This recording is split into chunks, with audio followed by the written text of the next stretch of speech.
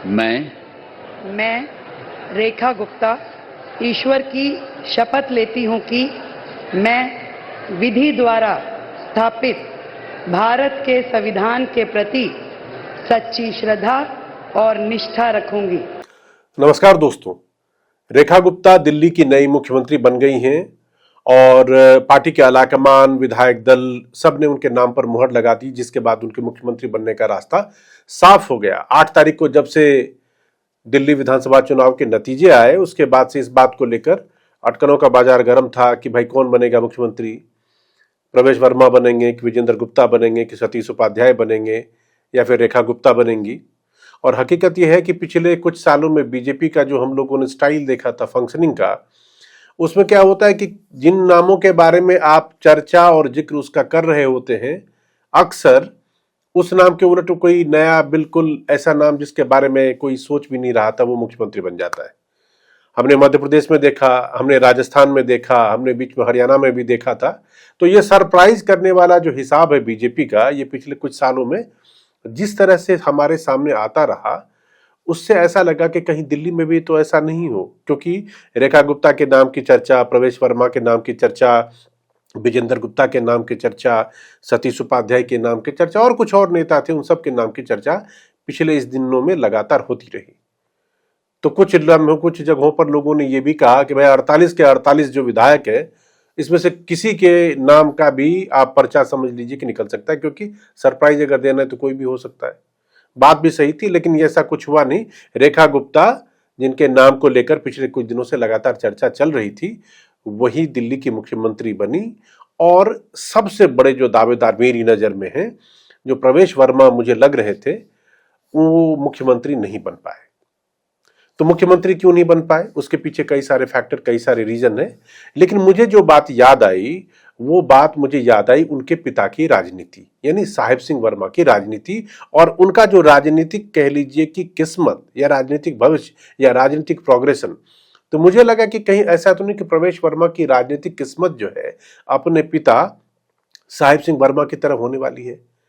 तो इस वीडियो में हम बात करेंगे उसी प्रवेश वर्मा और उनके पिता साहिब सिंह वर्मा की राजनीति, और दोनों की राजनीतिक किस्मत के क्या सिमिलर है या नहीं है। तो बने रहिए हमारे साथ। और उससे पहले क्या करिए, एक छोटा सा काम कर दीजिए, हमारे चैनल कनेक्ट को आप सब्सक्राइब कर लीजिए और लगे हाथ बेल बटन दबा दीजिए, ताकि मैं अगली बार अगर वीडियो बनाऊं तो वो वीडियो आप तक अपने आप पहुंच जाए और एक नोटिफिकेशन आपके पास आ जाएगा कि देखिए उन्होंने कुछ काम किया है। तो अगर आपको पसंद आएगा तो आप देखिएगा, नहीं पसंद आएगा तो मत देखिएगा।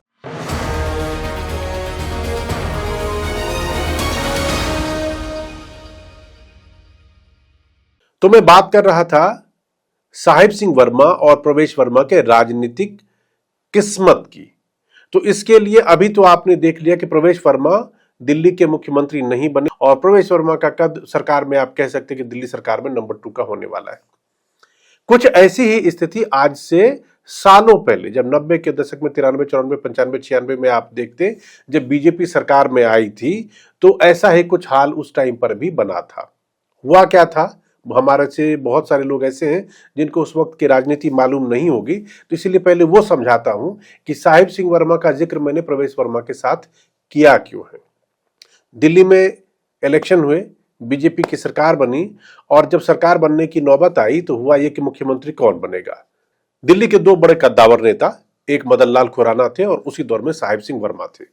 मदन लाल खुराना पुराने नेता थे, लेकिन साहिब सिंह वर्मा का कद बहुत तेजी से बढ़ा था। उसकी वजह यह थी कि दिल्ली में बीजेपी का जो वोट बैंक था, उस वोट बैंक पे गौर करिए, वो पंजाबी और बनियों के वोट बैंक की बात की जाती थी कि ये दिल्ली में बीजेपी के वोटर हैं। लेकिन उसके बल पे बहुत ज्यादा सीटें हासिल करना उसमें थोड़ी मुश्किल हो सकती थी। उसमें क्या हुआ कि एक नया वोट बैंक लेकर आए साहिब सिंह वर्मा। साहिब सिंह वर्मा खुद नजफगढ़ के पास मुंडका गांव है, वहां के रहने वाले थे। जो जमीनी राजनीति होती है, जो लोगों के साथ जनाधार वाली बात होती है, उसमें उनकी पकड़ बहुत थी। बिल्कुल देसी स्टाइल में जीते थे, लोगों के साथ उनका जुड़ाव था और उनके पास हर किसी का एक्सेस था। सुबह हो, शाम हो, रात हो, कभी भी आप उनको देखते, उसमें किसी तरह का जो वो हवाई नेता जो होती है, ऐसी कोई बात थी ही नहीं। वो सर्वसुलभ थे और यही बात उनको खास बनाती थी। तो जब वो चुनाव हुए, उस चुनाव में साहिब सिंह वर्मा ने दिल्ली के वोट बैंक में एक नया वोट बैंक जोड़ा। वो वोट बैंक था दिल्ली के गांव यानी देहात में, जो देहात वाली दिल्ली जो है उसका वोट, और वो उसका वोट जब उन्होंने इसमें ऐड किया तो बीजेपी के लिए बम्पर फसल निकली। 48 के करीब सीटें उसकी विधानसभा चुनाव में आ गई। अब था कि मुख्यमंत्री कौन बनेगा, तो मैं साहिब सिंह वर्मा के कद की मैं बात कर रहा था कि अपने बूते उन्होंने दिल्ली के वोट बैंक में कैसे दिल्ली में बीजेपी को वोट दिलाने में फायदा किया, जिसका नतीजा चुनाव के रिजल्ट में दिखा। इस बार अब देखिए प्रवेश वर्मा की बात में क्यों कर रहा था। प्रवेश वर्मा ने इस बार क्या काम किया है, तो सबसे बड़ी बात तो यह कि उन्होंने अरविंद केजरीवाल को हराया है।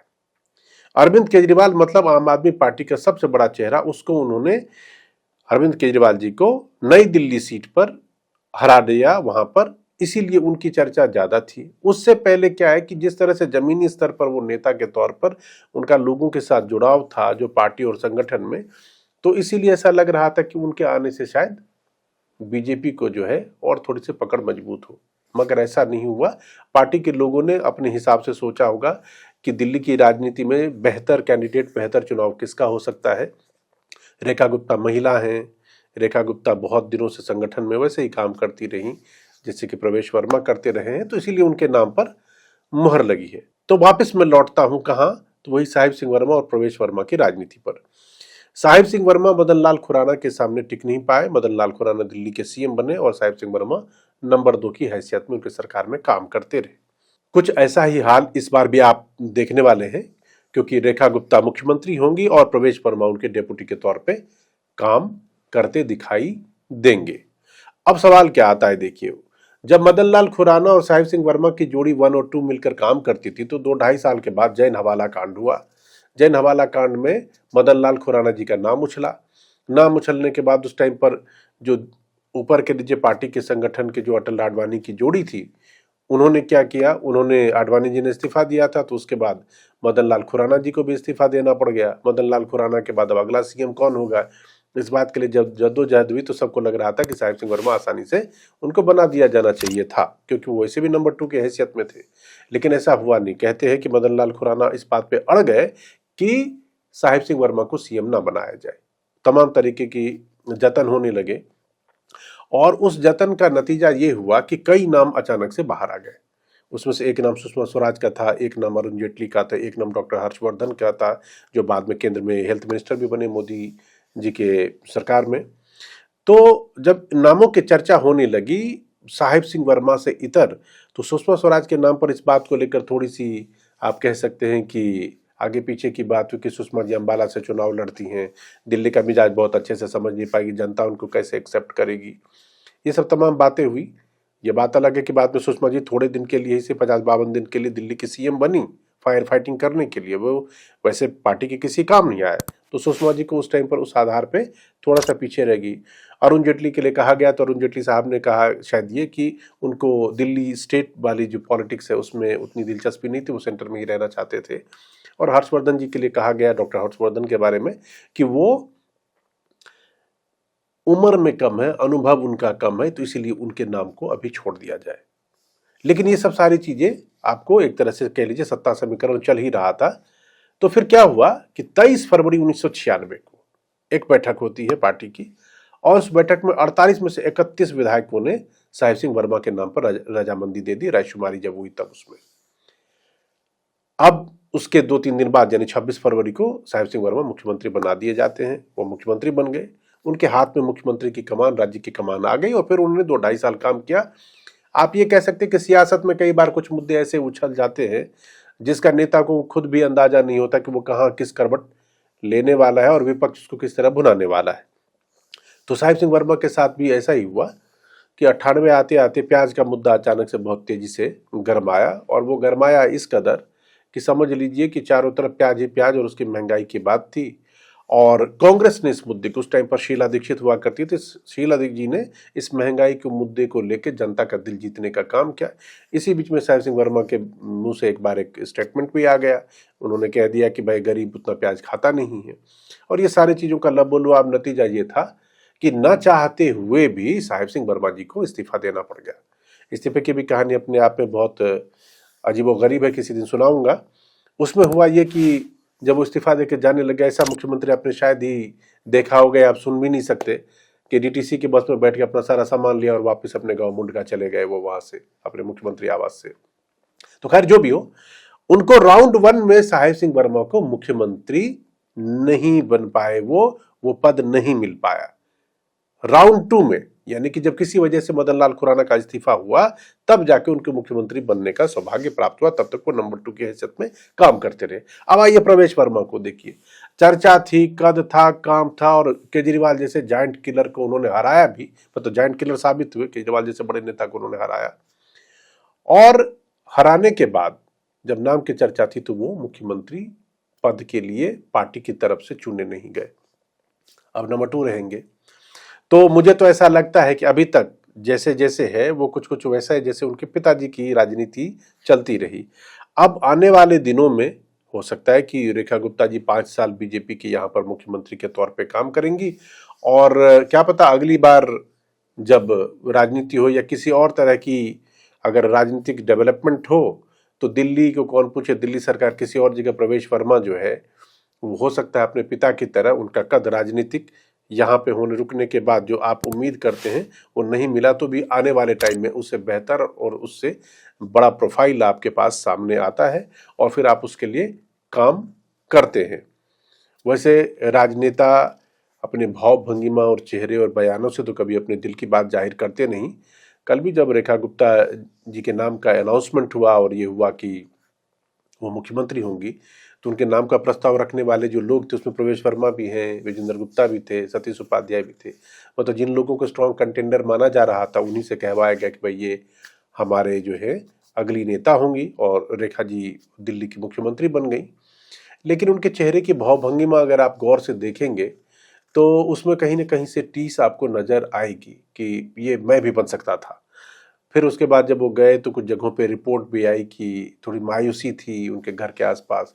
शायद लोग एक्सपेक्ट कर रहे होंगे कि मुख्यमंत्री इस बार उनको बना दिया जाए, क्योंकि उन्होंने पार्टी के लिए काफ़ी काम किया, इसमें तो कोई दो राय कोई शक की बात नहीं।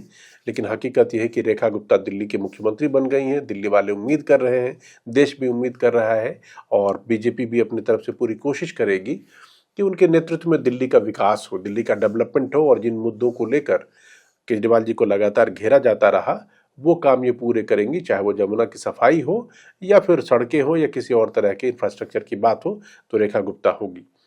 बहरहाल बात यह है कि इन सारी सच्चाइयों के बीच में सबसे बड़ी सच्चाई ये है कि प्रवेश वर्मा दिल्ली के सीएम नहीं बन पाए हैं, और उनको पार्टी में, उनको सरकार में, उनको दिल्ली की राजनीति में, आपके लिए जो सरकार का मंत्रिमंडल का जो हिसाब किताब है उसमें नंबर 2 की हैसियत से ही शायद वो काम करते हमें दिखाई दे सकते हैं। तो हमारी तरफ से भी रेखा गुप्ता जी को बहुत बहुत शुभकामनाएं और बधाई कि वो दिल्ली के लिए काम करे, और दिल्ली की वो एक अलग पहचान जो कि इंटरनेशनल लेवल कह लीजिए या बाहर से आने वाले लोग अगर उस दिल्ली को देख के चमके और कहें तो ऐसा वो काम करे। उनको हमारी तरफ से बहुत बहुत शुभकामनाएं। और प्रवेश वर्मा जी का क्या पता, जैसे उनके पिता ने आगे के दिनों में उनका कद और ऊपर हुआ था, वैसे ही प्रवेश वर्मा भी आने वाले दिनों में बड़े राजनेता के तौर पर और बड़े राजनेता और बड़ी जिम्मेदारी के साथ दिखाई दे। नमस्कार।